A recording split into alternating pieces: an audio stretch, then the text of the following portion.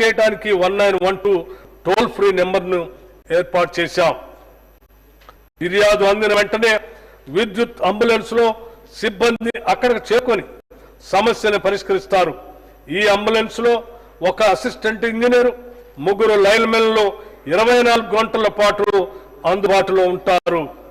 దీంట్లో ఒక transformer, thermal vision కెమెరాలు, కేబుల్స్, రక్షణ పరికరాలు మరియు మరమ్మతుకు అవసరమైన ఇతర పరికరాలు కూడా ఉంటాయి. హైదరాబాద్ లో 57 సబ్ డివిజన్లకు ఒక్కో వాహనం కేటాయించాం. త్వరలో ఈ వినూత్న సదుపాయాన్ని రాష్ట్రమంతా విస్తరిస్తాం. విద్యుత్ శాఖకి బడ్జెట్ లో 21,220 కోట్ల రూపాయలు ప్రతిపాదిస్తున్నాం. తెలంగాణ ప్రభుత్వం ఆరోగ్య రంగాన్ని మరింత బలోపేతం చేసేందుకు విప్లవాత్మక సంస్కరణ చేపట్టింది. 2023 డిసెంబర్ నుండి ప్రభుత్వం వివిధ ఆసుపత్రులకి ఆరోగ్యశ్రీ పథకం కింద 1,215 కోట్ల రూపాయలను విడుదల చేసింది.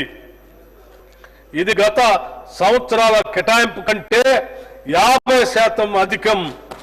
దీని ద్వారా 2.84 కోట్ల మంది పౌరులకు నిరంతర వైద్య సేవలు అందేలా చర్యలు తీసుకుంది. జాతీయ ఆరోగ్య మిషన్ కింద మన రాష్ట్రానికి అధిక నిధులు రాబట్టేందుకు వీలుగా మన రాష్ట్ర వాటా క్రమం తప్పకుండా సకాలంలో విడుదల చేసి గతం కంటే ఎక్కువ నిధులు పొందగలిగాం.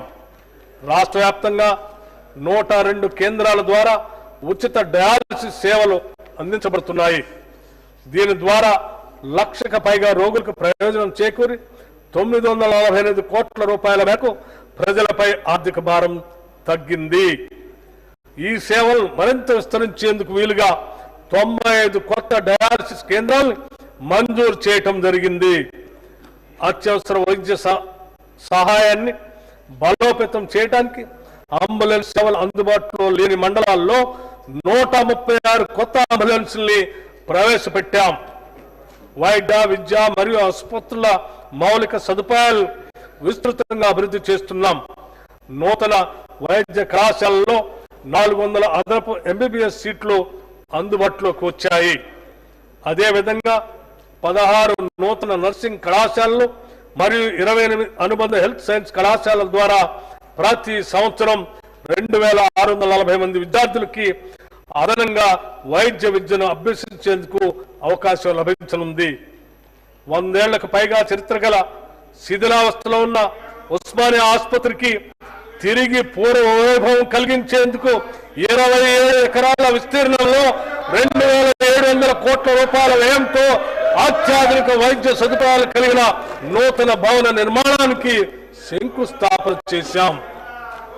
వైద్య ఆరోగ్య శాఖకి ఈ బడ్జెట్ లో 12,399 కోట్ల రూపాయలు ప్రతిపాదిస్తున్నాం.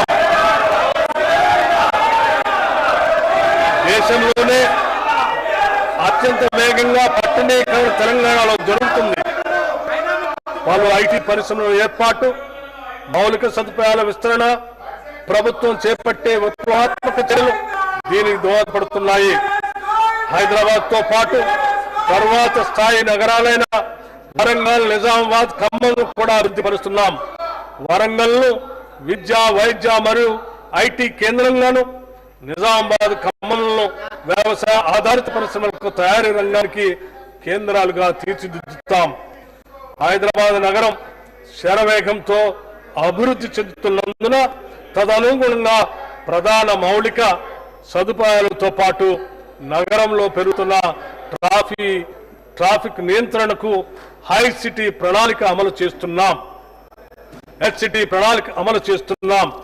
ఈ ప్రాజెక్టులో భాగంగా 31 ఫ్లైఓవర్లు, 17 అండర్ పాస్లు, 10 రోడ్ల విస్తరణ పనులు 7,032 కోట్ల రూపాయల అంచనా వ్యయంతో ప్రారంభించాం. 150 కోట్ల రూపాయలతో సుందరీకరణ పనులు కూడా చేపట్టాం.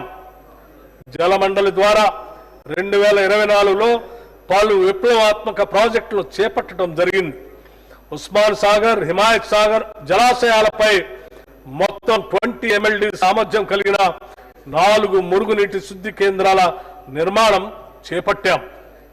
మూసీ ప్రక్షాళనలో భాగంగా Godavari drinking water supply scheme కింద గోదావరి జలాలతో